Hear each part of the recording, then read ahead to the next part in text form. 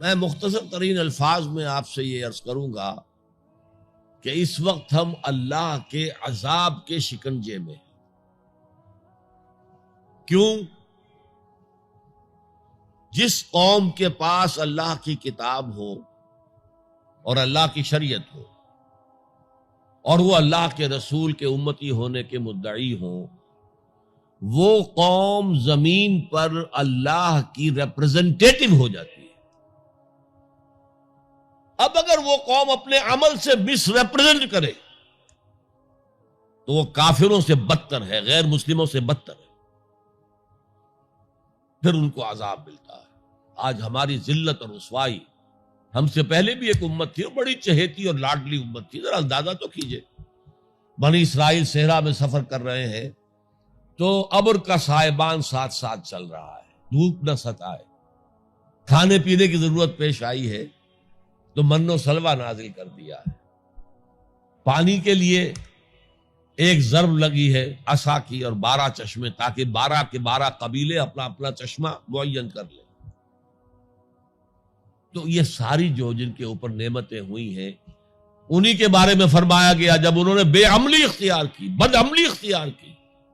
شریعت کو پس پش ڈال دیا، اللہ کی کتاب کو پس پش ڈال دیا، نبذ فریق من الذین اوتوا الکتاب کتاب اللہ وراء ظہورہم،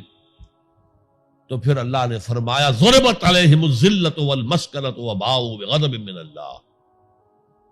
ان پر ذلت، کمزوری اور مسکنت، کم ہمتی مسلط کر دی گئی، اللہ کے عذاب کے اندر گر گئے۔ اسیرینز آئے، ان کا مقابلہ نہیں کر سکے، انہوں نے سلطنت اسرائیل کو تہو بالا کر کے ختم کر دیا۔ نبوکدنضر آئے، اس کا مقابلہ نہیں کر سکے، اس نے لاکھوں کو قتل کیا، لاکھوں کو وہ کیپٹیو بنا کر بیبیلونیا لے گیا،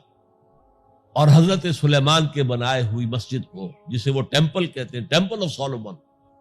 اسے گرا کر زمین کے برابر کر دیا، 2 اینٹیں سلامت نہ رہی، یروشلم میں ایک انسان نہ رہا، کوئی متنفس نہ رہا۔ یہ عذاب کیوں آئے تھے؟ پھر ایک وقفہ آیا، اس لیے کہ پھر حضرت عزیر علیہ السلام کی دعوت سے لوگوں میں عمومی ایک توبہ کی تحریک برپا ہو گئی، لوٹو اللہ کے دین کی طرف، لوٹو شریعت کی طرف، تو اللہ کی رحمت بھی پھر متوجہ ہو گئی،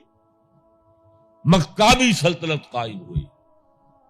جو اپنے رقبے کے اعتبار سے حضرت سلیمان کی سلطنت سے بھی بڑھ کر تھی، لیکن پھر دوبارہ ان کے اوپر وہی دنیا پرستی، شہوت پرستی، یہ ساری گندگیاں جب آ گئیں، مشرکانہ توہمات آ گئے، غیر مسلموں سے خلا بلا، اس کی وجہ سے ان کے اندر وہ ساری رسمیں ریتیں شروع ہو گئی، پھر عذاب آیا۔ پہلے یونانیوں کے ہاتھوں رگڑا گیا ان کو، سکندر کے ہاتھوں اور سیلیوکس کے ہاتھوں، اور پھر رومنز کے ہاتھوں رگڑا گیا، یہاں تک کہ سن 70 عیسوی میں ٹائٹس رومی نے، کیونکہ انہوں نے بغاوت کی تھی ان کے خلاف، رومنز کے خلاف،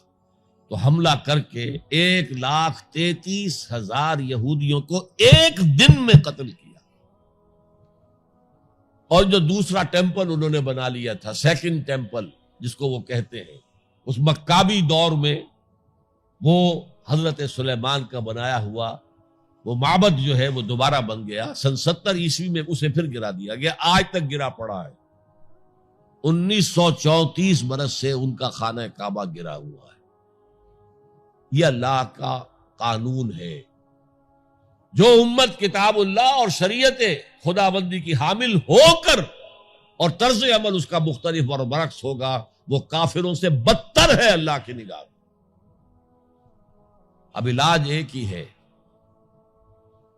ہم کہیں کسی جگہ دنیا میں کسی سائزبل ملک میں پورا اسلامی نظام، پوری اسلامی سیاست، پوری اسلامی معیشت، پورا اسلامی معاشرہ، پورا اسلامی قانون نافذ کر کے دنیا کو دکھائیں، and we should be able to invite the humanity at large, come and see with your eyes, this is Islam۔ یہاں کی برکتیں دیکھو،